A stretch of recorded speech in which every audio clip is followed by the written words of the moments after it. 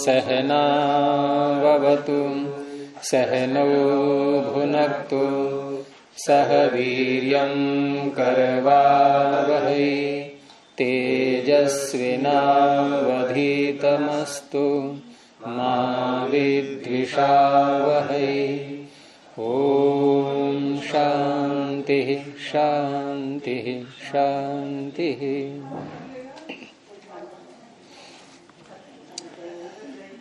प्रथमावृत्ति की 53वीं कक्षा आप सबका स्वागत है।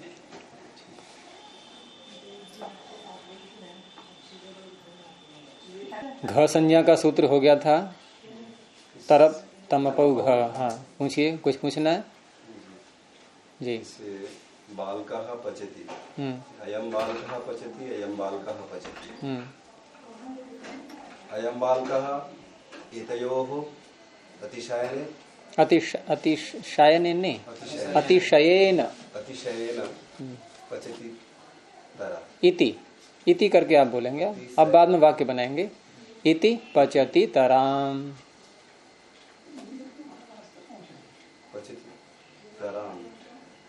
आपको ये लग रहा होगा तराम क्यों बोल रहे हैं भाई, प्रत्यय तर हुआ है तो पचति तरह। पचति तरह यही शंका है ना। हाँ, पचना शंका तो और कुछ है गुरु जी इसमें। जैसे पचती है गुरु जी, यहाँ मान लीजिए ये घ संज्ञा करेंगे ऐसे तरपताओं को घ से। हाँ तो घ संज्ञा का वहाँ कोई काम ही नहीं है। हाँ, आप घ संज्ञा करेंगे वो बात नहीं हो रही है, लेकिन घ संज्ञा कार्य दूसरा है वहाँ पर। जैसे यहाँ हमने कुमारी तरा और ब्राह्मणी तरा में घ संज्ञा का कार्य क्या लिया था, ह्रस्व करना। काम वहां भी होगा घ संज्ञा का, लेकिन अन्य प्रकार से होगा, क्योंकि घ संज्ञा का कार्य करने वाला कोई एक ही सूत्र थोड़ा ही है। अभी तक हमने एक सूत्र देखा, एक सूत्र हमने पकड़ लिया। कौन सा था वो? घ रूप कल्प चेलट ब्रुव गोत्र मत हतेषु न्यो नेकाचो ह्रस्व। तो और भी तो सूत्र हैं, तो और सूत्र है यहाँ पर। एक सूत्र है किमेक, बोलो आगे। किमेत तिंग अव्यय, किमेत किम एत तिंग अव्यय घ आत नहीं घात, यहाँ तक हो गया। किम एत तिंग अव्यय घात, घ आ गया, घ आ गया नहीं। अच्छा, क्या करता है ये? आमू। किम एत तिंग अव्यय घात आमू। इनसे उत्तर, पंचमी है ना, घात। किम शब्द से उत्तर, एत एकारांत, तिंग तिंगंत से उत्तर है, तिंग अव्यय घ, इनसे उत्तर क्या हो जाता है? आमू। ये आमू प्रत्यय है। अब आमू का क्या बचेगा? आम। अद्रव्य प्रकर्षे कब होता है? द्रव्य का प्रकर्ष न बताया जा रहा हो, यहाँ क्रिया का प्रकर्ष है। अच्छी प्रकार से पकाता है। ये उत्कृष्टता प्रकर्षता किसकी बताई जा रही है? द्रव्य की या क्रिया की? क्रिया की। तो अद्रव्य प्रकर्षे, द्रव्य का प्रकर्ष न हो। तो अब पचति तर, पचति तर ये तो बना ही लिया था। इसके आगे आम को और जोड़ दो। अभी नहीं बना पूरा, अभी जल्दी मत करो आप। तो क्या बन गया? पचति तर आम। अब क्या करेंगे? अब क्या करेंगे? अतोगुण है। यहाँ गुण कहाँ है? यहाँ गुण कहाँ है? भसंज्ञा वाला कार्य भूल जाते हो। आजादी प्रत्यय नहीं है आम, आकार का लोप हो जाएगा ऐसी तीजा। तो पचति तराम। अब क्या करेंगे? ये शब्द तद्धितांत बन गया, तो प्रातिपदिक बनने से कौन रोकेगा इसको? तो सु आएगा तो लाओ, क्या रूप बनेगा फिर इसके? हम चलाएंगे विभक्तियों में रूप क्या इसके विभक्तियों में रूप चलाएंगे क्या आप? कि पचति तराम, पचति तरामौ, पचति तराम, ऐसे बोलेंगे क्या? फिर क्या करेंगे? अव्यय संज्ञा। क्यों? किस सूत्र से?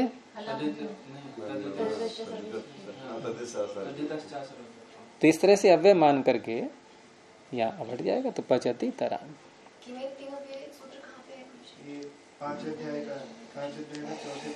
चौथे कॉलम में नीचे की ओर इसके 2 सूत्र बाद तो नया पृष्ठ प्रारंभ हो जाता है फिर। किमेत तिंग अव्यय घादाम व द्रव्य प्रकर्षे अमु च छंदसी। वेद में अम भी होता है, वेद में अमु, लोक में आमु, अनुगाद नष्ठक। उसके आगे फिर अगला पृष्ठ आ जाता है रणच स्त्रिया में। चलिए हाँ, हमने बनाया था कुमारी तराजी, जब उसमें अलौकिक विग्रह जब हम करेंगे कुमारी ओस, तो इसी यहाँ पे सुख का लुक होने के बाद में तरक प्रत्यय आएगा कि पहले आएगा? नहीं तो शंका क्यों उठी?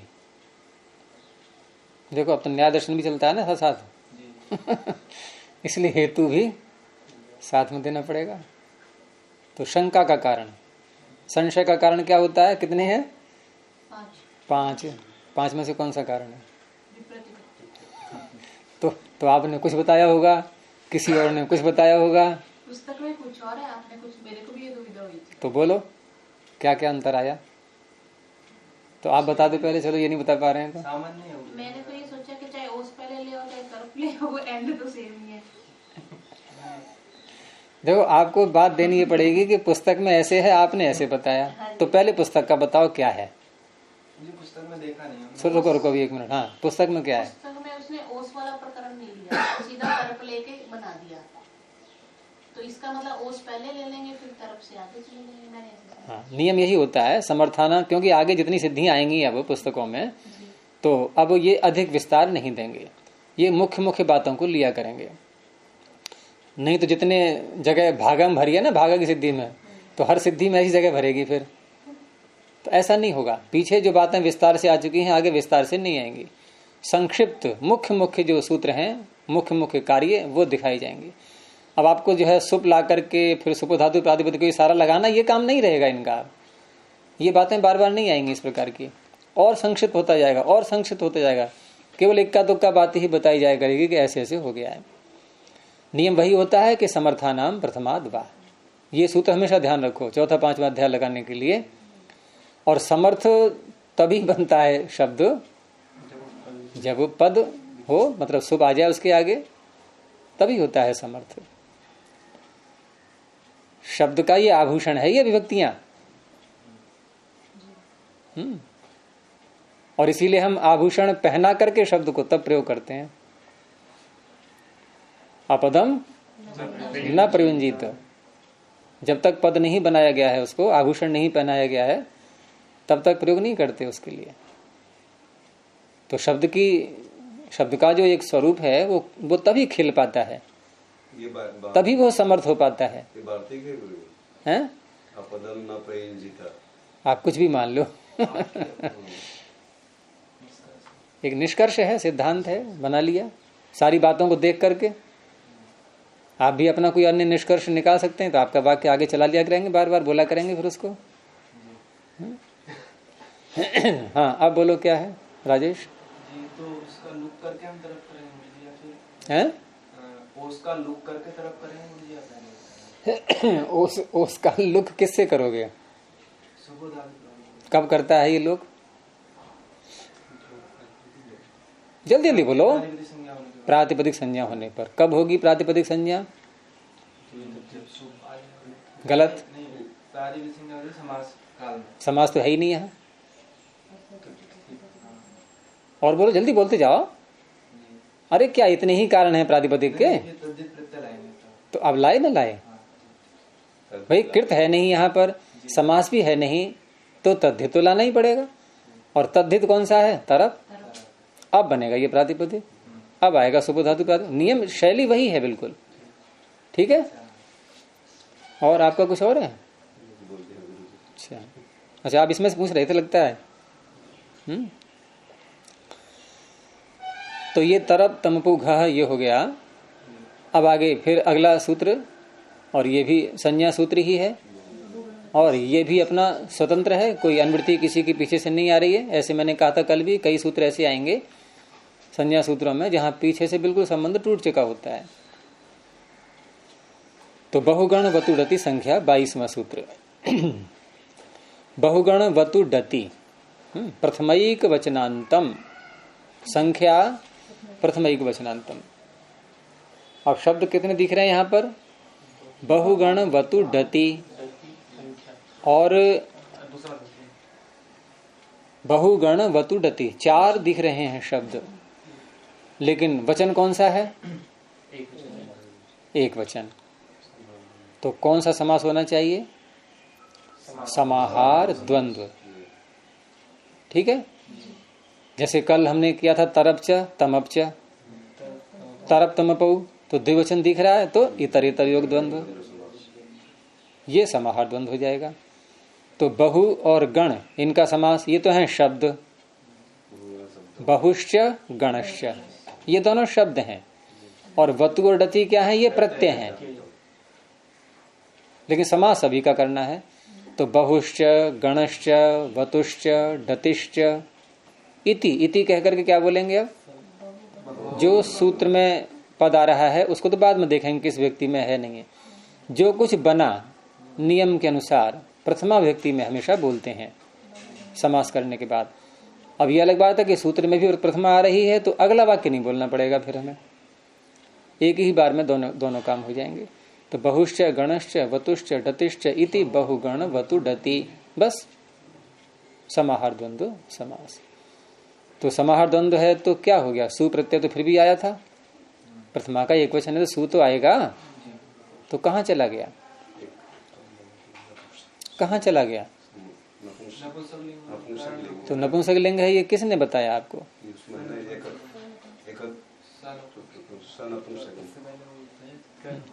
ऐसे उठाते हो सूत्र का वैसे कि कोई करंट लग जाएगा आपको, कि जरा ढंग से हल्के हाथ से जरा कहीं कोई झटका लग जाए कहीं। दृढ़ता से बोला करो सूत्र के लिए, लेकिन अंदर संदेशा बना रहता है कि गलत ना निकल जाएगा मुंह से। हाँ, तो दूसरे अध्याय के चौथे पाद में समाहार जहाँ किया गया है, जहाँ एकत्व का विधान किया गया है, तो वहीं पर अंत में कह दिया है स नपुंसकम, नपुंसक में ही आता है। तो क्या हो गया फिर? चलो ठीक है, तो समो नपुंसका से सु हट जाएगा, तो बहुगण वतु डति हो गया। अनुवृत्ति है नहीं इसमें किसी की, सीधे अर्थ पे आ जाएंगे अब। तो बहुगण ये शब्द हैं। ये सूत्र मिला नहीं गुरुजी, इसका नहीं समझ में आया, कहाँ से नपुंसक हटाया हमने? सकार नपुंसक हटाया नहीं था हमने। कैसे लगाया? क्यों लगाया? दूसरे अध्याय का चौथा पाद निकालो। हाँ जी, क्या है पहला सूत्र? द्विगुण एक वचनम। बस एक तो ये पकड़ लो आप जी, कि एक वचन का अधिकार चलता है यहां से, ठीक है। अब ये आगे जो सूत्र आ रहे हैं, ये जो भी काम करेंगे उनमें समय एकत्व का विधान होता जाएगा, एक वचन होता जाएगा। अब इसी में बहुत से सूत्र आ रहे हैं ऐसे, उसमें कई विकल्प हो सकते हैं। अब यहाँ क्योंकि हम शब्दों का ये समास कर रहे हैं, बहुगण वतु डति, कोई लिंग विशेष का ऐसा विधान नहीं है, तो यहाँ जब भी हम समाहार द्वंद्व समास करते हैं तो यहाँ एकत्व का विधान ये चल ही रहा है इसमें। और जिसमें हम एकत्व का विधान कर लेते हैं तो देखो नीचे सूत्र जहाँ कॉलम की समाप्ति आ रही है धीरे धीरे, वहां है स नपुंसकम, अर्थात जहां जहां भी एकत्व का विधान किया गया है उन सब में नपुंसक लिंग हो जाता है। तो समाहार द्वंद्व सदा ही नपुंसक लिंग में आता है। कहीं कोई अपवाद मिल सकता है आपको, वो चीज अलग रही, और जहां अपवाद मिलता भी है तो वहां क्या करते हैं समाधान फिर, कि सूत्र जो है ये छंदों के समान माने गए हैं, छंदोवत सूत्राणि भवन्ति। और छंद में तो पाणिनि जो है कोई बंधन नहीं इतना डाल पाएंगे कि ईश्वर को भी बांध दें वो अपने सूत्रों में। तो सूत्र भी उस कोटि के माने गए हैं, ये बड़ा सम्मान दिया गया है सूत्रों के लिए, छंद के समान माना गया है इनको। तो जो नियम छंदों में लागू होते हैं वो भी कहीं कहीं पाणिनि प्रयोग करके दिखाते हैं। तो उस अवस्था में आपको, और छंद में तो एक बहुत मुख्य सूत्र है व्यत्ययो बहुलम, छंदों में व्यत्यय होता है मंत्रों में, और व्यत्यय का बहुत व्यापक अर्थ है। तो तो आप तो अभी इतना समझ लो कि समाहार द्वंद्व में एक वचन होता है, बस नपुंसकलिंग होता है। इतनी बात समझ करके चलो। अभी आगे ज्यों ज्यों विषय बढ़ता रहेगा त्यों त्यों बातें खुलती रहेंगी सब धीरे धीरे। तो इस तरह से अर्थ करेंगे तो बहुगण, ये दो शब्द हैं तो बहुगण शब्दौ। अब शब्द हैं तो शब्द के रूप में ले लेंगे इनको। लेकिन वतु डति क्या है? ये प्रत्यय। तो प्रत्यय में ये नियम होता है कि यदि प्रत्यय आपने ग्रहण किया है तो अंत शब्द और जोड़ना होगा उसमें। ठीक है, अकेला प्रत्यय नहीं लेंगे। प्रत्यय जिसके अंत में है उस शब्द को पकड़ेंगे। तो आपको अर्थ में बोलना पड़ेगा वतुडति प्रत्ययांतौ, वतुडति प्रत्यय अंत वाले। तो बहुगण शब्दौ वतुडति प्रत्ययांतौ च शब्द। अब ये भी शब्द बन गए। अब जब प्रत्ययांत ले लिया है तो शब्द ही तो होगा कोई पूरा है। तो इत्येतेषां संख्या संज्ञा भवति, या इत्येते संख्या संज्ञका भवन्ति। संख्या संज्ञा कर रहा है ये, और ये संज्ञा अनवर्थ भी है। सम्यक ख्यायते अनया इति, संख्या अच्छी प्रकार से जिसके द्वारा ज्ञान हो जाए। तो संख्या बोलते हैं हम तो ज्ञान तो हो ही जाता है एक निश्चयात्मक कि इतने हैं, संदेह दूर हो गया कि कितने व्यक्ति हैं, इतने हैं, संख्या बोल दी तो अच्छी प्रकार से पता लग गया। नहीं तो पता नहीं कितने हैं, पता नहीं कितने हैं, ये अच्छी प्रकार से ज्ञान नहीं हुआ। और गिनती हम कर रहे हैं, इसका अर्थ है मैं प्रत्यक्ष पता लग ही रहा है कितने हैं, तो अच्छी प्रकार से ज्ञान होता है, उसको संख्या बोलते हैं। अब वैसे संख्या शब्द लोक में जो रूढ़ है, जिस अर्थ में योग रूढ़ ही कहेंगे, रूढ़ तो नहीं कहेंगे उसको अकेला, क्योंकि संज्ञा का उसका शब्द का अर्थ भी निकल रहा है, वो केवल गिनती अर्थ में आता है, 1 2 3 4 इत्यादि। ठीक है, और उन गिनतियों की 1 2 3 आदि, इनकी इन्होंने कहीं संज्ञा की है? संख्या संज्ञा देखो, सूत्र संख्या संज्ञा का जो है ये एक ये है, एक आपका ये 2 आगे आ रहे हैं, षणांता षट और डतीच इत्यादि, ये 2 ये आ रहे हैं। लेकिन डतीच जो है वो डती संज्ञा भी करता है साथ में।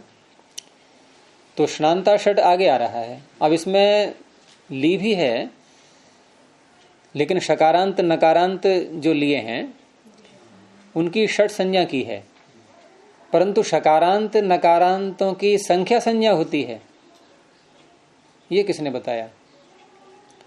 और फिर शकारांत नकारांत के अतिरिक्त भी संख्यावाची शब्द हैं, 1 2 3 4, ये 4 हैं ऐसे। इन चारों में न तो कोई शकारांत है न नकारांत है, संख्या ये भी है। तो कौन करता है इनकी संख्या संज्ञा? ये तो बहुगण वतुरति कर रहा है, ये कहाँ कर रहा है? तो क्योंकि पाणिनि के काल में भी 1 2 3 आदि जो शब्द हैं सारे ये संख्या के रूप में प्रसिद्ध थे, बहुत अधिक प्रसिद्ध थे। तो इनकी संख्या संज्ञा करने की उनको आवश्यकता ही नहीं पड़ी। उन्होंने समझ लिया कि तो जानते ही हैं लोग, संख्याएं हैं सारी ये, इनको क्या मैं नाम रखूं। इतना प्रसिद्ध जो शब्द चल रहा है, व्यापक रूप से प्रयोग में आ रहा है, उसको क्या नाम रख करके बताना एक बड़ा सामान्य सा कार्य हो जाता है ये। यद्यपि मान इनको संख्या ही रहे हैं ये, क्योंकि जहां जहां भी संख्या कह करके कोई कार्य होगा, संख्याया अतिशतंताया कन इत्यादि बहुत से कार्य आएंगे, तो वहां पर ये सारे ही लिए जाएंगे, 1 2 3 आदि भी सब। अच्छा, अब इन्होंने संख्या संज्ञा किन की? जो प्रसिद्ध नहीं थे। जैसे बहु को संख्या कौन कहेगा? आप लोग कहोगे क्या बहु संख्यावाची शब्द है ये? कोई पूछे संख्या है तो कितनी है? बहुत है। तो बहुत है कितना? चलो बहु में फिर भी थोड़ा बहुत ले सकते हैं हम, एक थोड़ा सा झलक आ रही है संख्या की, कि संख्या में बहुत छिपा हुआ है। लेकिन गण में क्या करोगे आप? गण माने समूह, उसमें संख्या से कोई लेना देना है ही नहीं। वतु प्रत्यय तावत बनता है शब्द, डति कति, कितना उतना इतना जितना ऐसे बोलते हैं नहीं, तो ये भी संख्या के रूप में एकदम वैसे स्पष्ट नहीं है। इनका इन्होंने संख्या नाम रख दिया। ठीक है, इससे इससे तो अच्छी प्रकार से ज्ञान नहीं हो रहा है गुरुजी। तो अच्छी प्रकार से ज्ञान हो रहा है जितना है। जैसे कोई खाना मांग रहा है बच्चा, वो कह रहा है मुझे और दो, तो माँ कह रही जितना दिया है उतना खा लो चुपचाप बैठ के। हो तो क्या संख्या ज्ञान निश्चयात्मक, जितना है उतना खा लो। अब जितना उतना बोलोगे आप तो यावत तावत बोलोगे ही, बतु प्रत्यय लाओगे ही। हाँ, परिमाण हुआ ना जी, संख्या तो इसका तो संख्या आप संख्या का वर्थ लेने लगे ना। फिर मैंने संख्या का अर्थ क्या किया था अभी? सम्यक ख्यायते अनया इति संख्या, अच्छी प्रकार से जिसके द्वारा ज्ञान हो जाता है। आप गिनती अर्थ मत करो। अच्छी प्रकार से, अगर हमने बहुत भी कहा है तो बहुत शब्द भी ज्ञान करा रहा है, अर्थात बहुत ही हैं। तो ये संख्या व्यापक अर्थ वाला हो गया, ये व्यापक हो गया, ये व्यापक हो गया। और गिनती में भी हम प्रयोग में ज्यादा ही प्रसिद्ध था, उसको पाणिनि को नहीं कहना पड़ा। लेकिन मान ये भी रहे हैं, इनके अन्य जो सूत्र आएंगे उनसे व्यवहार से पता लगता है कि एक द्वितीय आदि इन सबको ये संख्या मान करके चलते हैं। तो इस तरह से इनकी संख्या संज्ञा कर दी गई है। अब संख्या संज्ञा करके इनका कहाँ क्या क्या लाभ होगा वो आगे उदाहरणों में देखेंगे। तो पहले इसके उदाहरण देख लें पहले कौन कौन से हैं। कि जैसे एक तो बहु शब्द ले लिया इन्होंने, तो चार चार इन्होंने उदाहरण दिए हैं एक एक शब्द के, और चारों प्रत्यय अलग अलग हैं ये, और चारों प्रत्यय ये संख्यावाची शब्दों से होते हैं। इनके सूत्र आएंगे। तो एक है कृत्वसुच प्रत्यय, तो बहुकृत्व बन गया। एक है धा प्रत्यय, तो बहुधा बन गया। एक है कन प्रत्यय, तो बहुकह बन गया। एक है शस प्रत्यय, तो बहुशः बन गया। अब यही आप कृत्व, धा और कन और श ये जोड़ते जाओ, तो गण शब्द के आगे जोड़ दो तो गण कृत्व, गणधा, गणकः, गणशः। अब वती प्रत्यांत को ले लिया, जैसे तावत एक शब्द को ले लिया, अब यहां भी यही चार प्रत्यय जोड़ दो, तो तावत कृत्व, तावतधा, तावतकः, तावच्छः।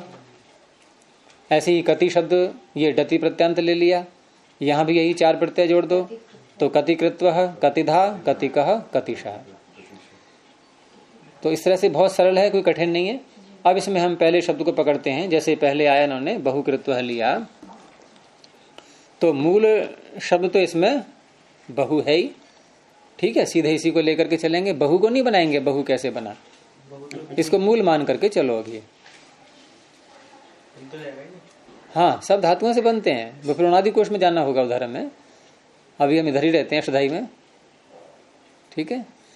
तो बहु शब्द, अब क्योंकि इसमें हम प्रकृति प्रत्यय नहीं देख रहे, तो मैंने पीछे ही बताया था कि जब प्रकृति प्रत्यय पर ध्यान नहीं देते हैं तो हमारे पास सूत्र है ही अर्थवत धातु प्रत्यय प्रातिपदिकम। पाणिनि ने थोड़ा एक शॉर्टकट निकाल दिया हमारे लिए। अव्युत्पन्न आप मत बोलो, बस प्रकृति प्रत्यय पर हमारा ध्यान नहीं है, भाई इतना मान करके चलो। आप आगे अव्युत्पन्न कह देंगे, अव्युत्पन्न आप कह देंगे नहीं, अव्युत्पन्न यदि आप कह देंगे तो इसका अर्थ है कि इसकी व्युत्पत्ति नहीं होती, लेकिन ऐसा नहीं। वैयाकरण जो है वो व्युत्पन्न ही मानते हैं, और यहां पर हम उसका ध्यान नहीं दे रहे प्रकृति प्रत्यय का। ये कुछ का मत है, ऐसा जो आप बोल रहे हो कि अव्युत्पन्नानि प्रातिपदिकानि, ये कुछ का मत है, सबका नहीं। अव्युत्पन्न पक्ष ऐसा करके जहां प्रकृति प्रत्यय संस्कार ठीक प्रकार से नहीं पता लग पाता है तो वहां ऐसा पक्ष मान लेते हैं। लेकिन वहां भी अगर निरुक्त की शैली से देखेंगे तो वहां भी हम कुछ न कुछ कर सकते हैं। और फिर यहां तक बढ़ जाता है ये वैयाकरणों का अपना विचार कि वो सारे ही शब्दों में फिर धातु प्रत्यय जोड़ते हैं, और वो मियाँ मौलवी मौलाना को भी फिर डिया डोलवी डोलाना प्रत्यय करके माँ धातु से बना लेते हैं वो, हैं? मल्लक मैया मौलाना ये भी चलता है शब्द। अच्छा अच्छा अच्छा, तो बोलना पूरा बोलना। पहले वाले में था मैया मौलवी बोलवाना है, माँ धातु से सिद्ध हुआ है मल्लक मैया मौलाना। नहीं, माँ धातु से तो यही तीन लाते हैं पहले, ये शायद बाद की लाइन होगी कोई और।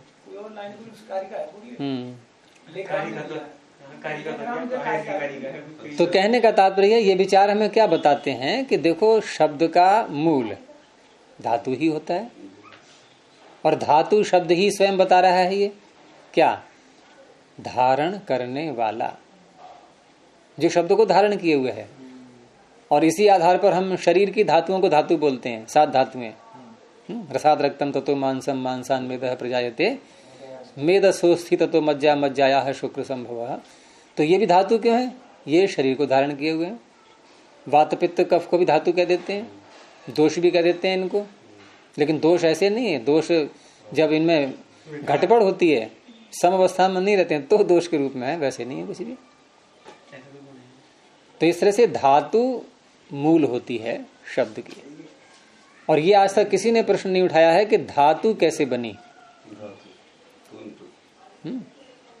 तो जैसे शब्द की इकाई है मूल उसका धातु, हम पूरी भाषा की इकाई नहीं बोल रहे, वो तो फिर वर्ण बन जाएगा एक अकेला है। ऐसी संसार की इकाई परमाणु, तो हर चीज की इकाई कोई ना कोई होगी ही। और समय की इकाई क्षण। तो इस तरह से यहाँ ये शब्द का है। पानी में पहले अष्टाध्यायी बनाएगी धातु पाठ। पत्र डाल के पूछ लो उनसे।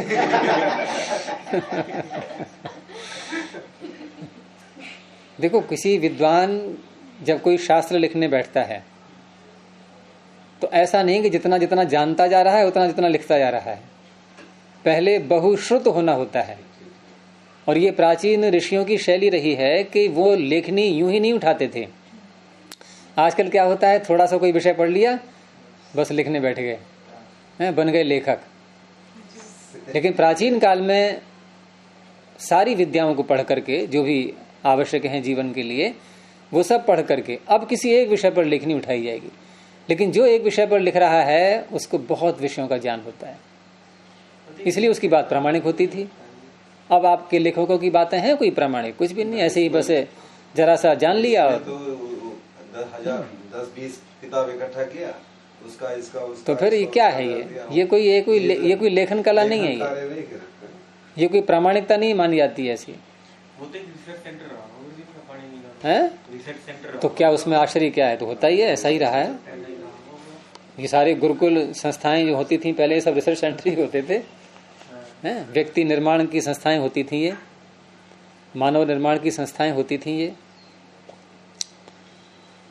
तो ऐसा नहीं है कि अष्टाध्यायी पहले बनाई, धातु पाठ पहले बनाया। धातु अगर अष्टाध्यायी पहले लिख रहे हैं तब भी धातु पाठ उनके मस्तिष्क में है, नहीं तो कैसे बनाएंगे सूत्र भूवादि धातु है। और धातु पाठ पहले बना लिया तो सूत्र अष्टाध्यायी के सामने है हमें। क्यों? क्योंकि जो अनुबंध लगाए जा रहे हैं धातुओं में, वो सूत्रों को ध्यान में रख के लगाए जा रहे हैं कि ऐसे ऐसे करके हम इन्होंने कार्य करेंगे। आप कैसे दोनों को अलग कर सकते हो? लेकिन ज्ञान अधिक होने पर भी लिखना तो हम लेखनी तो एक एक वर्ण को ही लिखेगी एक बार में, तो क्रम से ही चलेंगे। तो कोई सा भी क्रम पहले हो सकता है, लेकिन ज्ञान में सारा है उनके समाया हुआ। उणादि कोश भी देखो साथ में ही उणादेय बोलम, नहीं तो कैसे बोलेंगे सूत्र अष्टाध्यायी में। उणादि कोश पहले बनाएंगे तो वहां भी अनुबंध लगा रहे हैं प्रत्ययों में, और अनुबंध लगा रहे हैं उनसे कार्य अष्टाध्यायी के सूत्रों से ही लेना है। तो सब मिले हुए हैं एक दूसरे से ही। तो बहु शब्द से प्रातिपदिक संज्ञा करके, और अब क्या प्रातिपदिक संज्ञा करने के बाद और इस सूत्र से कर ली संख्या संज्ञा भी इसकी। अब ज्ञाप प्रातिपदिकाद के अधिकार में हम 5वें अध्याय में सूत्र निकालेंगे चौथे पाद का, जो कि संख्यावाचियों से ही कुछ कार्य करता है। तो सूत्र 5वें अध्याय के चौथे पाद में, जहां ये प्रारंभ ही हुआ है चौथा पाद, 17 संख्या पर सूत्र देखिए। 5, 4, 17 पहले कॉलम में। संख्यायाः क्रियाभ्या वृत्ति गणने कृत्व सुच। मिल गया सूत्र?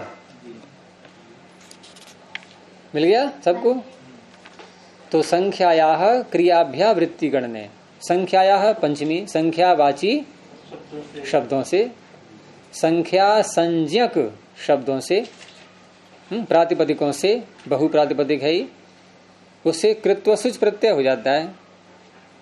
लेकिन किसी न किसी अर्थ में होते हैं ये सारे प्रत्यय चौथे 5वें अध्याय के, कुछ को छोड़ करके। कुछ स्वार्थ में भी होते हैं, लेकिन अधिकांश किसी न किसी अर्थ में विधान किए जाते हैं, इनका विधान होता है। तो यहाँ अर्थ दिया है क्रियाभ्यावृत्ति गणन, क्रिया की अभ्यावृत्ति और उसकी गणना। क्रिया को बार बार करना ये अभ्यावृत्ति हो गई। अब कितनी बार किया उसकी गणना बताना है, ये हो गया क्रियाभ्यावृत्ति गणन। तो उसको यदि कहना है आपको क्रिया की अभ्यावृत्ति की गणना बतानी है, तो उस अवस्था में यदि कोई संख्या संज्ञक प्रातिपदिक है तो उससे कृत्वसुच प्रत्यय हो जाएगा। कृत्वसुच में दो अनुबंध हैं, उ और चकार, ये दोनों हटा देंगे तो बनेगा कृत्वस। तो बहु के आगे ये शब्द, ये प्रत्यय ले आइए, बहु कृत्वसुच। ठीक है, बहु और कृत्वसुच।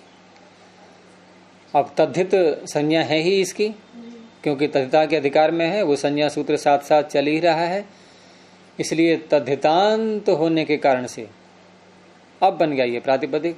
देखो ये सूत्र कार्य पूरा हो गया, बहुगण वतुरति संख्या का कार्य पूरा हो गया। क्योंकि जब संख्या या क्रियाभ्यावृत्तिगण सूत्र लगाएंगे तो संख्या किसे कहते हैं ये इसने बता दिया। तो बहु शब्द का नाम इसने संख्या रख दिया है, इसलिए वो सूत्र लग पाया। तो दो शैलियां होती हैं, कभी कभी तो हम विधि सूत्र ले आते हैं तब संज्ञा सूत्र को बाद में लाते हैं शंका उठा करके कि ये किसे कहते हैं। एक तो ये शैली है। दूसरा यह है कि पहले ही हमने उसका नाम रख लिया है और उस नाम से कुछ करना है तो वो सूत्र हम वहां विधि सूत्र के पास पहुंच जाते हैं। तो संज्ञा सूत्र पहले लगा करके विधि सूत्र लगाना और विधि सूत्र पहले लगा करके संज्ञा सूत्र लगाना, दोनों प्रकार से चलता है, जहां जैसी अनुकूलता दिखाई दे। यहां अनुकूलता कैसे दिखाई दे रही है हमें? हमने बहु का नाम संख्या तो रखा नहीं है और सीधे हम प्रत्यय करने पहुंच गए, तो प्रश्न ये उठेगा कि ये प्रत्यय हमारे मस्तिष्क में, बुद्धि में कैसे आया, ये सूत्र कैसे आया? क्योंकि सूत्र में संख्या शब्द पड़ा हुआ है। तो यहां उपयुक्त क्या रहेगा कि पहले हम उसका नाम रख लें संख्या और फिर जाएं विधि सूत्र के पास। तो ये सूत्र कार्य पूरा हो गया है। आगे कृत्वसिच प्रत्यय आया, प्रातिपदिक संज्ञा हो गई है, और प्रातिपदिक संज्ञा होकर के अब कृत्वसुच के आगे फिर सुप्रत्यय आएगा। ये तो नियम है ही। संख्या तो और भी कई सूत्रों में आएगा, तो हमने ये वाला सूत्र क्यों लिया? हमें कृत्वसुच प्रत्यय करना है, हमें गणना करनी है क्रिया की अभ्यावृत्ति की, इसलिए। और कुछ कार्य करना होगा तो और सूत्र के पास जाएंगे। आपको जो सामान लेना होता है उसी दुकान पे जाते हैं आप कोई प्रश्न करे दुकान है तो आपने बहुत पीछे बहुत निकल गई, आपने क्यों छोड़ दी वो? तो आप क्या कहोगे कि हमें वो वस्तुएं नहीं चाहिए थी। आपको जो चाहिए उसी दुकान पर तो जाना होगा जहां सामान मिलता है वो। तो हमें क्रिया की गणना करनी है, क्रिया की अभ्यावृत्ति की, और वो प्रत्यय लाना है। हमें बोलना है बहुत बार, क्रिया अनेक बार हो गई, बहुत बार हो गई, उसको बोलना है। तो जो सूत्र क्रिया की अभ्यावृत्ति की गणना में प्रत्यय लिए बैठा है उसी के पास जाएंगे लेने के लिए। तो अन्य सूत्र क्यों पकड़ेंगे फिर? अन्य सूत्र अन्य किसी अर्थ में कर रहे हैं प्रत्यय, जब वो अर्थ लेना होगा तो वहां पहुंच जाएंगे और इसमें आएंगे आगे उदाहरण ऐसे ही। अन्य सूत्र भी आएंगे लेकिन उनका अर्थ दूसरा होगा। फिर यहाँ इसका अर्थ क्या होगा? बार, जैसे बार बोलते हैं हिंदी में, बार अर्थ, बार बार बार बार बार, एक बार, दो बार, तीन बार, ऐसे इन अर्थों में लगते हैं सूत्रीय। और ये प्रकरण आपका चलता है, ये क्रियाभ्यावृत्ति गण कृत्वसुच, यहाँ से ये क्रिया की अभ्यावृत्ति का जो प्रकरण है ना, ये ज्यादा लंबा नहीं है। ये आपका आगे आ गया द्वितीय चतुर्भ्य सुच, ये इसका अपवाद है। ऐसी ये मैंने एक बार उठाया भी था ये प्रकरण। ऐसे ही एकस्य सकृच्य, विभाषा बहुधा, ये तो फिर अलग आ गया ये। तो बस यही है, 3 सूत्र हैं मुख्य इसमें। ठीक है, तो ये जो 3 सूत्र हैं ये क्रिया की अभ्यावृत्ति की गणना के रूप में आते हैं, उस अर्थ में ये प्रत्यय करते हैं। तो बहु कृत्वस और सु, अब सु तो आना ही है क्योंकि ये प्रातिपदिक बन चुका है। आपको हटाना है तो किसी अन्य प्रकार से हटाएंगे, आएगा तो है ही निश्चित। लेकिन अब ये क्योंकि तद्धित प्रत्यय है और ऐसा प्रत्यय है कि इससे हम विभक्तियां नहीं ला सकते सारी, क्योंकि कारकत्व नहीं आएगा इसमें। जैसे हमने कहा बहुत बार, तो बहुत बार ये क्या क्रिया के होने में कोई सहायता कर रहा है? कुछ नहीं। कारकत्व धर्म नहीं आ सकता इसमें। तो कारकत्व धर्म नहीं आएगा, कोई भी कारक नहीं बन पाएगा, तो विभक्तियां सारी नहीं आ सकती। सारी नहीं आती हैं तो फिर कौन सी विभक्ति आती है? प्रथमा। और प्रथमा किसी कारक में तो आती नहीं है। प्रातिपदिकार्थ लिंग परिमाण वचन मात्रे प्रथमा वो आ गई।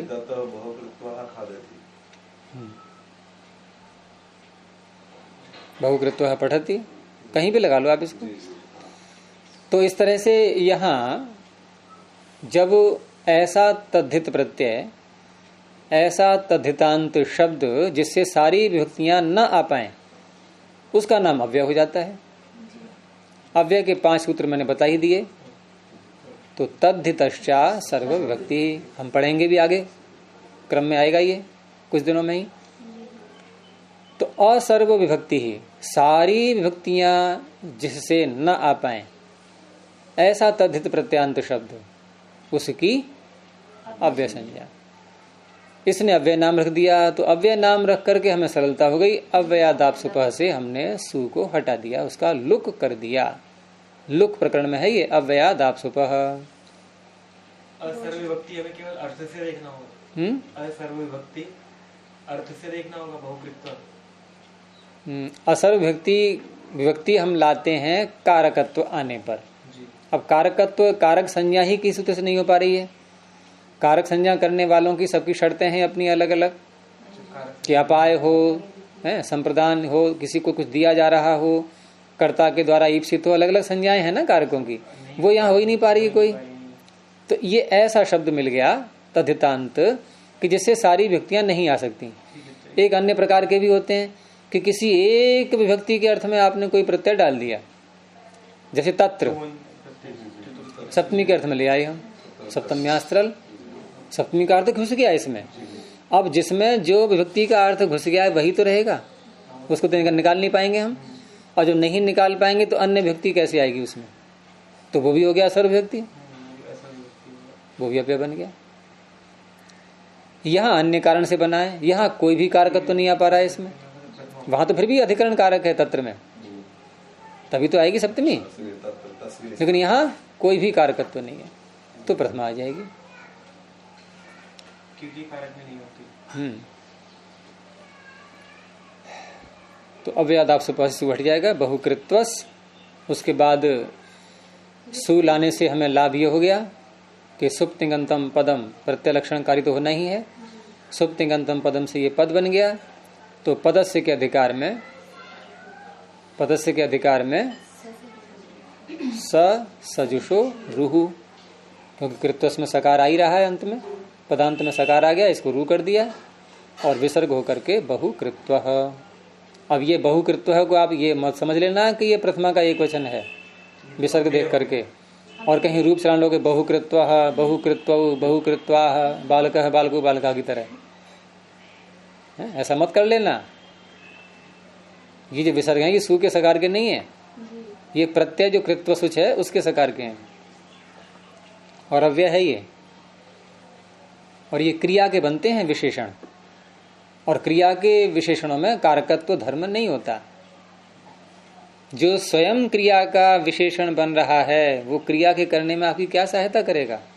वो तो स्वयं उसी की विशेषता बता रहा है क्रिया की। तो बहुत बार पढ़ रहा है, खा रहा है, पी रहा है, बोल रहा है, कुछ भी है, बस बहुत बार ये अर्थ हो गया। अब दूसरा ले लीजिए शब्द है, गण शब्द है, तो गण शब्द से भी ऐसे ही गण कृत्वः। अब गण का अर्थ होता है समूह। अब यहाँ अभ्यावृत्ति कैसे करेंगे? जैसे कहीं कोई कार्य बांटना है, एक टीम बनानी है, कार्य बहुत सारे हैं, तो 10 व्यक्तियों की टीम बना दी इस कार्य के लिए, 5 की इस कार्य के लिए, 10-15 की इस कार्य के लिए, तो ये गण बना दिए अलग। अब सारे कार्यों को हम मिला के देखेंगे तो कैसे कहेंगे कि गणवार, गणों के अनुसार कार्य बांट दिया गया, गणवार कार्य कराया जा रहा है। अर्थात एक एक कार्य एक एक समूह के द्वारा करवाया जा रहा है, ये गणवार हो गया। यहाँ एकदम ऐसे नहीं हो रहा कि जैसे कोई क्रिया की गणना हो रही है। गणकृत्व कार्यम कारयति, गण के अनुसार गणकृत्व गणवार, गण अलग अलग समूहों के द्वारा समूहों में बांट करके कार्य कराया जा रहा है। हाँ, तो गणकृत्व है। तो ये हो गया बहुकृत्व है, गणकृत्व है, और सारे ले लो गणकृत्व वाले जितने भी हैं। ये तो हो गया बहु गण वतु, वतु का रह गया, वतु का आ गया जाएगा। जैसे तावत शब्द बना लिया, तावत बाद में बनाएंगे अभी, लेकिन कृत्व लगा करके हम बोलेंगे तावत कृत्व। अब तावत है एक कृत्व तो बनेगा ही नहीं, क्योंकि उसमें एक ही बात हो रहा है। नहीं, एक कृत्व ऐसा होता है ना, कुछ प्रयोग जो है गौण बन जाते हैं। यद्यपि हम व्यवहार में एक बार बोलते ही हैं, एक बार है कि आप यज्ञ करते हो कितनी बार, कि दिन में एक बार। तो एक बार शब्द बोलने में तो आ ही गया ना, एक कृत्व बनेगा, एक कृत्व बन जाएगा, बन जाएगा। औपचारिक प्रयोग वैसे है, इसमें अभ्यावृत्ति तो ही नहीं है, लेकिन आवृत्ति एक एक करके ये अर्थ नहीं आएगा क्या? एक एक करके तो उसका दूसरा फिर प्रत्यय आता है, एक शह, वहां शस प्रत्यय आता है। और सूत्र है हमारे पास में कि तानी एक वचन द्विवचन बहुवचनानी एकशः, तो एकशः उदाहरण बन जाएगा सूत्र का, बहुगण वृद्ध संख्या का है। ऐसे तो नहीं, ऐसे प्रयोग तो बनता नहीं। एक कृत्वा खा देती देवदत्त, एक कृत्वा खा देती, एक बार खाता। हाँ, वहां पर उसका अपवाद एक और है ना कि सर्वैकान्य किम यत्तः कालेदा, वहां हम दूसरा अर्थ ले लेते हैं उसका, एक बार का काल अर्थ में ले लेते हैं। जैसे सुबह खाया, दोपहर खाया, शाम खाया, एक समय की दृष्टि से। और समय में यहाँ पर आवृत्ति नहीं कर रहे हैं हम, कोई एक समय बता रहे हैं। तो एक अस्मिन काले अर्थ है उसका। आप जो एक बार अर्थ ले रहे हो वो एक अस्मिन काले अर्थ है, और एक अस्मिन काले काल अर्थ में लेंगे तो सर्वै कान्य किम यद तदह काले, काल अर्थ में दा प्रत्यय होता है। वो तो फिर अलग निपातन बनेगा, वो चीज अलग रही, अर्थ वही है उसका भी वहां पर। वहां सूत्र है फिर एकस्य सकृत च, एक के स्थान पर सकृत आदेश, और यही आएगा वो तो आपका आ तो रहा है सूत्र। ये जहाँ सूत्र है ये संख्याया क्रियाभ्या वृत्ति गणने कृत्व सुच, दूसरा है द्वित्री चतुर्भ्य सुच, और एकस्य सकृत च।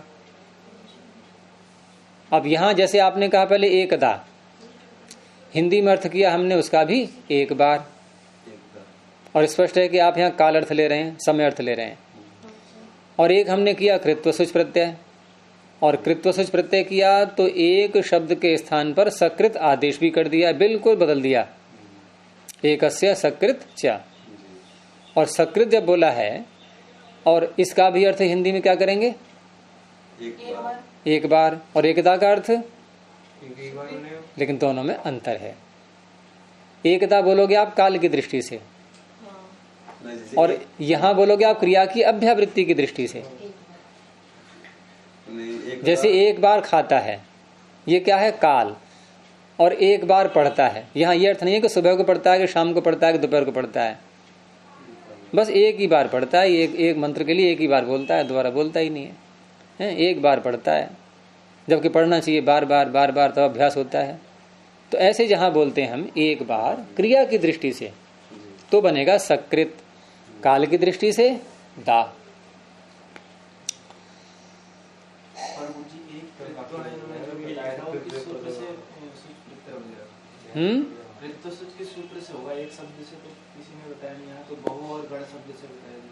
तुम पहले पूरा सूत्र बोलो ये, उसके बाद फिर अगला सूत्र बोलो पूरा, फिर तीसरा सूत्र बोलो, अपने आप उत्तर मिल जाएगा। बोलो जल्दी जल्दी। नहीं नहीं, ये नहीं, प्रत्यय करने वाला कृत्व सूच नहीं आया उत्तर अभी तुम संतुष्टि मत करो अपनी ऐसे ही। तुम्हारा प्रश्न था वो नहीं समझ में आया, तुम्हारा प्रश्न था कृत्व सूच प्रत्यय किससे हुआ, दो उत्तर। प्रश्न जो का तो हो गया, कह रहे आ गया समझ में। अब मैंने प्रश्न कर दिया उल्टा, इस सूत्र से तो सकृत आदेश कर रहा है, नहीं नीचे 2 3 4 का है, एक कहानी इसलिए एक से पहले हो रहा हैं? हाँ। तो इसमें एक से तो कहानी है, हाँ। 2 3 4 से कहा है, तो हाँ। एक के ऊपर वाला सूत्र कह ही रहा है। एक से कौन कह रहा है? संख्या क्रिया इससे हो गया, ठीक है। और सकृत आदेश हो गया। अब क्या है स्थिति लिखो जरा। सकृत और सकृत के आगे क्या लिखोगे? कृत्वसुच। दोनों बनेगा, सकृत भी बनेगा, कृत्वसुच तो होगा ही। कृत्वसुच होगा तो सकृत आदेश हो गया। अब करो सकृत कृत्वसुच, यानी सकृत कृत्व। गलत हो गया ना? अब फिर समझो बात के लिए, इसमें कृत्वसुच की अनुवृत्ति नहीं है, इसमें अनुवृत्ति है सुच की। अब अर्थ क्या बनेगा कि एक शब्द से 2 बार अर्थ करेंगे इसका, एक को 2 अध्यार करेंगे, दोबारा फिर बोलेंगे। एक शब्द से, इसमें एकस्य है, एक अस्मात नहीं है, एकात ऐसे नहीं है, एकात को अध्यार कर लो। एक शब्द से सुच प्रत्यय होता है। अब दूसरी बात, और उस एक के स्थान में सकृत आदेश। अब स्थिति क्या है? सकृत और सुच का सकार। अब क्या समस्या है? अरे संयोग हो गया नहीं, संयोगांत से लोप, सकार को हटा दो, बच गया सकृत। अब कृत्वसुच ला करके तुम सकृत कैसे बना लोगे? सुच का सकार तो हट जाएगा, लेकिन वो तो इतना बड़ा है, वो कैसे हटेगा?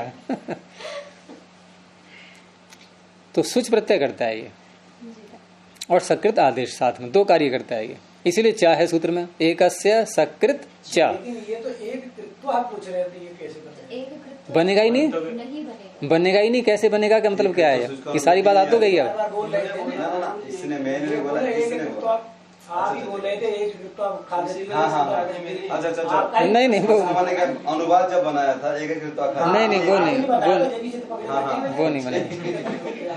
हाँ सही है, आपकी बाकी को सुनकर के शंका तो आई थी।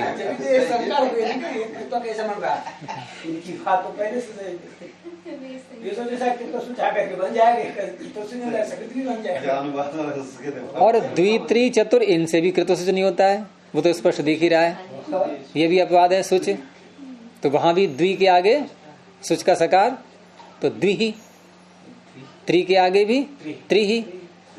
और चतुर में वही बात करेंगे जो सकृत में की थी हमने, चतुर के आगे सुच का सकार आएगा।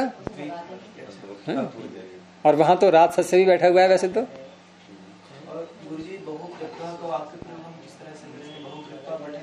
हाँ कर सकते हैं। क्रिया कहीं बोलते, आप क्रिया बोलना है आगे, क्रिया कोई सी भी बोल दो। इसमें तो क्रिया की आवृत्ति तो इसने कहा खुद है, फिर अलग से क्रिया लगाने की क्या जरूरत है? तो कौन सी क्रिया की अभ्यावृत्ति हो रही है? अरे क्रिया की अभ्यावृत्ति के अर्थ में प्रत्यय आ गया, ठीक है, लेकिन कौन सी क्रिया की वो नहीं बताओगे? भाई इतना कहती है बहुकृत्वः, बहुत बार। अरे बोलो तो आगे क्या हुआ? बहुत बार पिटाई हुई कि बहुत बार खाना दिन मिला, बहुत बार पुरस्कार मिला, क्या हुआ? हिंदी में जो अनुवाद किया जाता है वो बहुत बार बस बहुत बार ऐसे बोलेंगे, बहुत बार करके बोलना, क्या फिर अर्थ क्या होती है? बात हो गई। बहुत बार पढ़ता है। हाँ बहुत बार पढ़ता है बहुकृत्व। अब आगे बनाते हैं तावत कृत्व।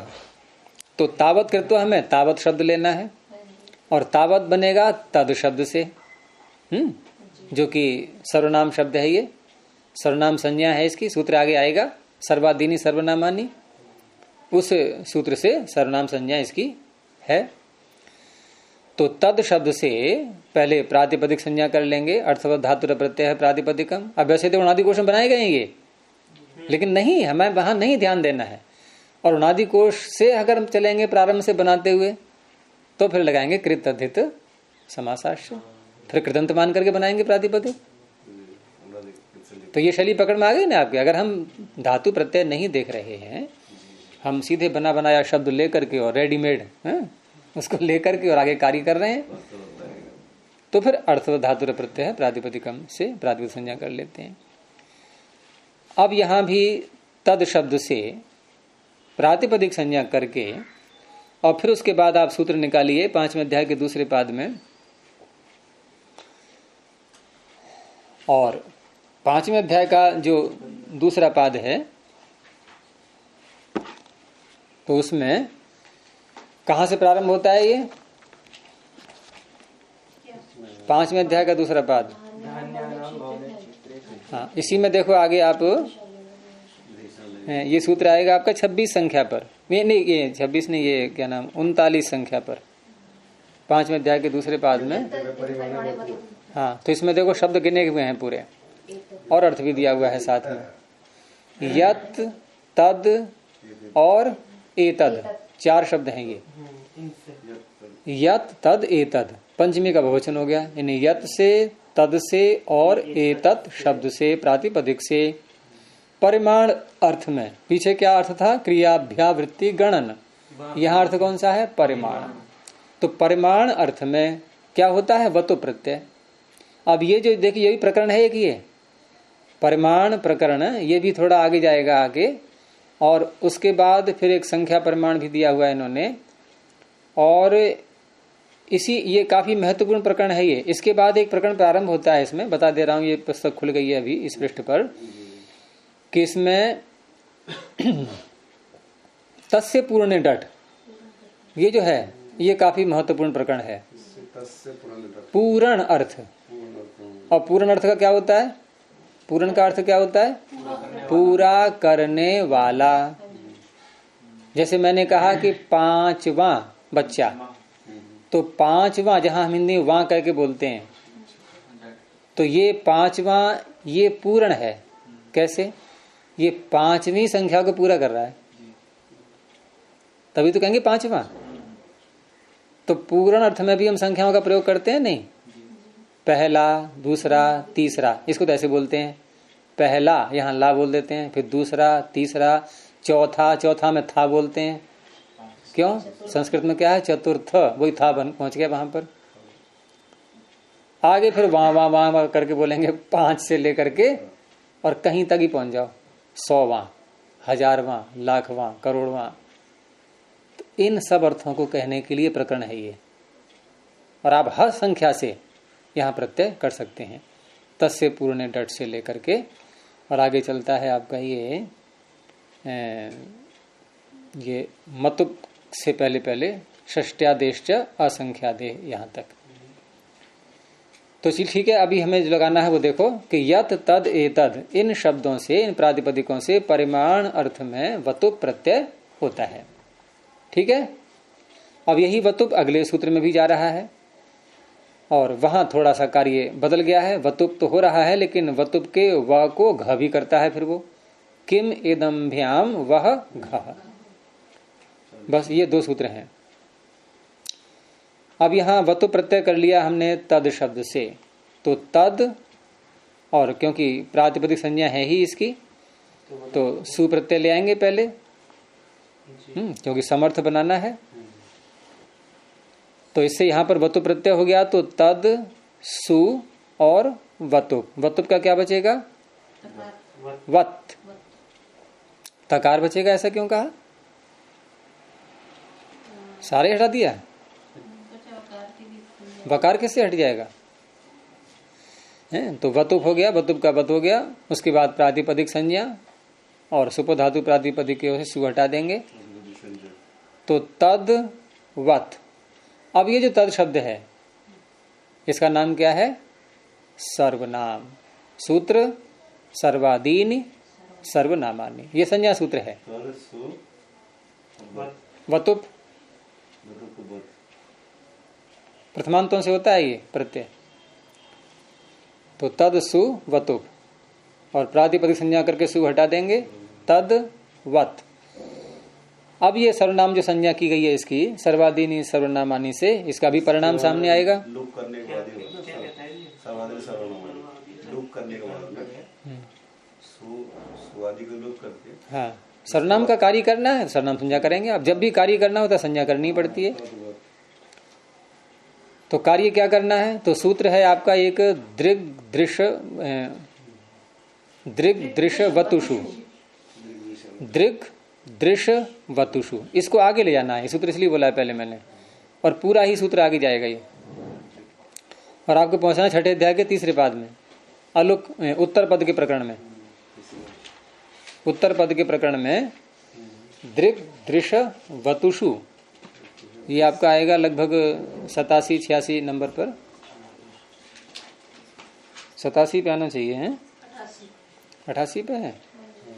अच्छा, दृग दृश्य वतुषु, हाँ 88 पे आएगा। नहीं 88 पे क्यों आएगा, 88 में। तो इन्होंने गलत लिख दिया है यहाँ पे। तो आ सर्वनामना क्या फिर 90 होगा। 90 है। अच्छा, तो इसको संभाल दूं मैं इसमें।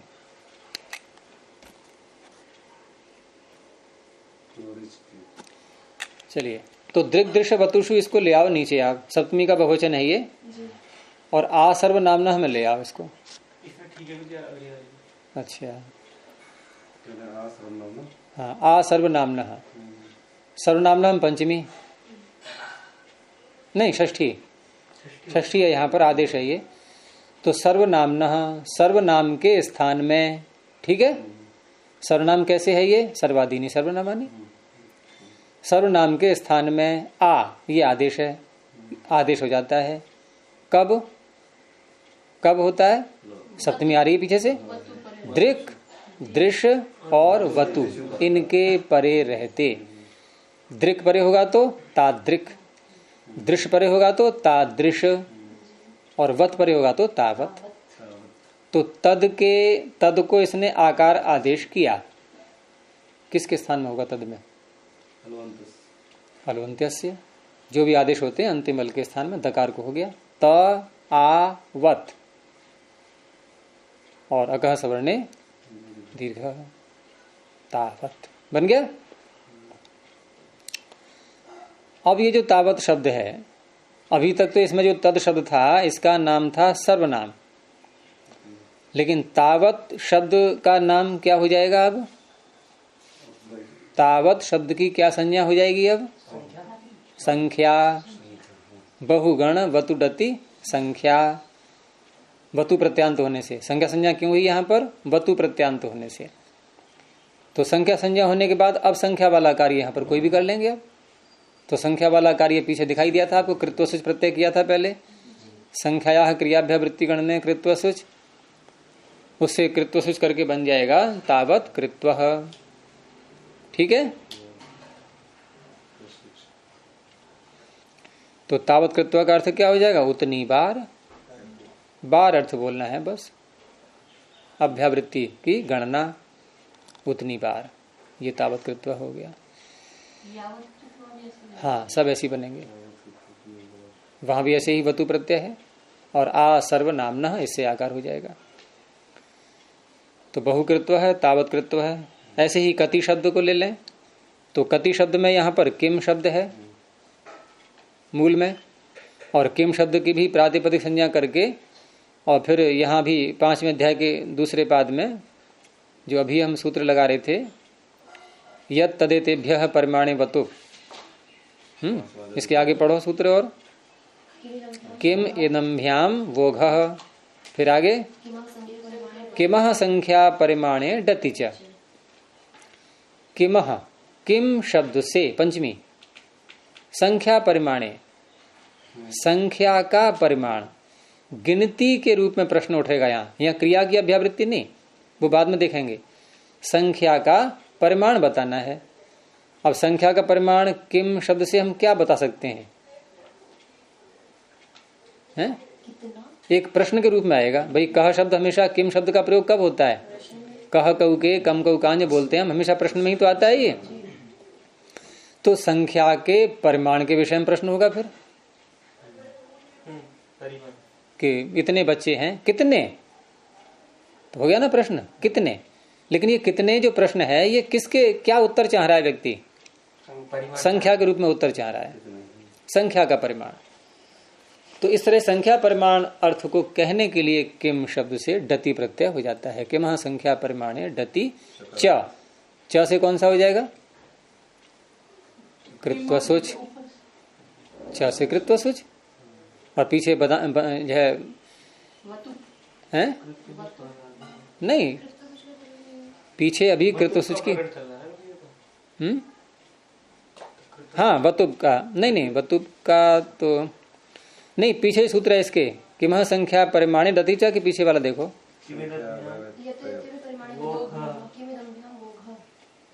वतुब का प्रकरण चल रहा है। किम इदम्भ्याम वह घ, तो यहाँ किम शब्द से जो वतुप प्रत्यय पिछले सूत्र ने किया था, किम यत् तद एतेभ्यः परिमाणे वतुप, तो किम शब्द से वतुप तो हो ही गया, और किम शब्द से वतुप करके किम इदम्भ्याम वो घ ने क्या किया, व को घ कर दिया है, तो वतुप की जगह कैसे बोलेंगे अब, घतुप। उसने घतुप बना दिया है वतुप को, इतना कार्य उसने कर दिया है, और कुछ नहीं किया उसने।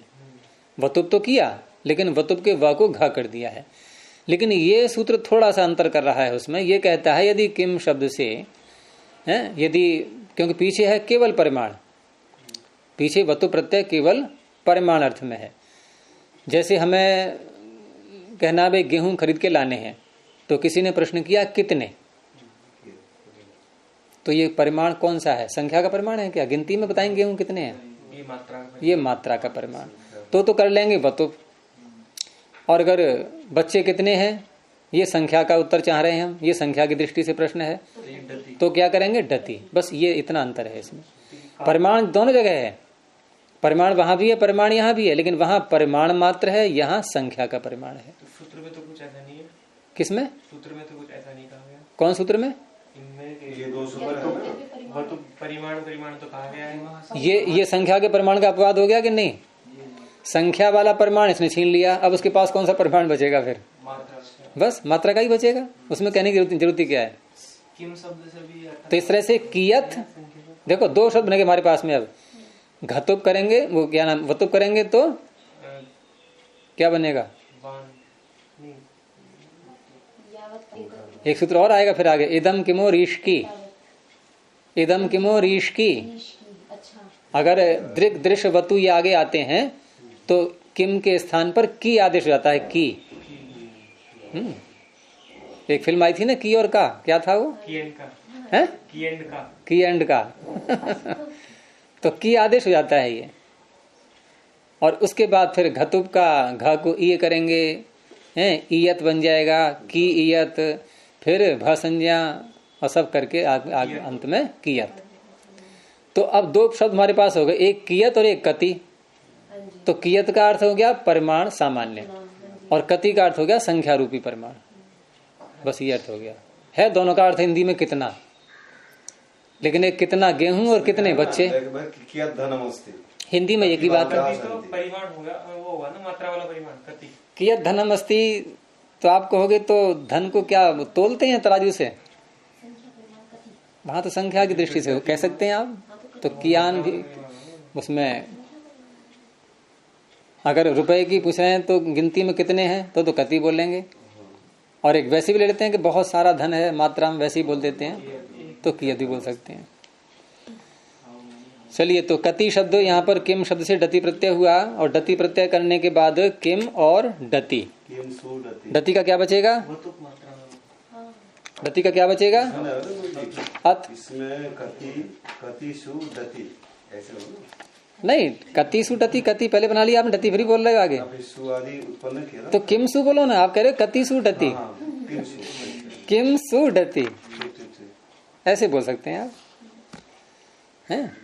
तो डति का बचेगा अत, और डति प्रत्यय है डित, और डित होने से भसंज्ञा तो यहाँ करेंगे ही हम, हैं। और भसंज्ञा करके भस्य के अधिकार में, यद्यपि यस्य तीचा तो इकार का और अकार का लोप करता है, वो तो यहाँ है नहीं, वो तो यहाँ है नहीं, लेकिन यहाँ पर सूत्र अलग से, फिर जहाँ टेह सूत्र आया हुआ है भस्य के ही अधिकार में, बहुत छोटा सूत्र है टेह, और ये क्या कहता है, ऊपर से आ रहा है ती विंशतिर डिति, डिति की आ रही है अनवृत्ति। तो डित पर यदि होता है और भसंज्ञा हो जाए शब्द की, तो उस अवस्था में उसके टी भाग का लोप होगा फिर, और टी भाग कितना है किम में, इम, अचुन्त्यादि टी, तो इम का लोप हो गया, क्या रह गया, ककार, ककार और अति कति। अब ये कति शब्द बनने के बाद है, कति शब्द बनने के बाद अब इसने बहुगण वतुरति संख्या ने इसकी संख्या संज्ञा कर दी। संख्या संज्ञा होने के कारण से अब संख्याया क्रियाभ्या वृत्तिगण ने कृत्व सूच से अब कृत्व सूच प्रत्यय हो गया, तो बन जाएगा कति कृत्व। अब अर्थ हो जाएगा कितनी बार, कति का तो अर्थ था कितना, और कति कृत्वा का अर्थ हो गया कितनी बार, ये अंतर आ गया इसमें। तो अब समय हो गया है, ये फिर आगे देखेंगे, भी सिद्धियां रह गई हैं इसकी। प्रणव ध्वनि। ओ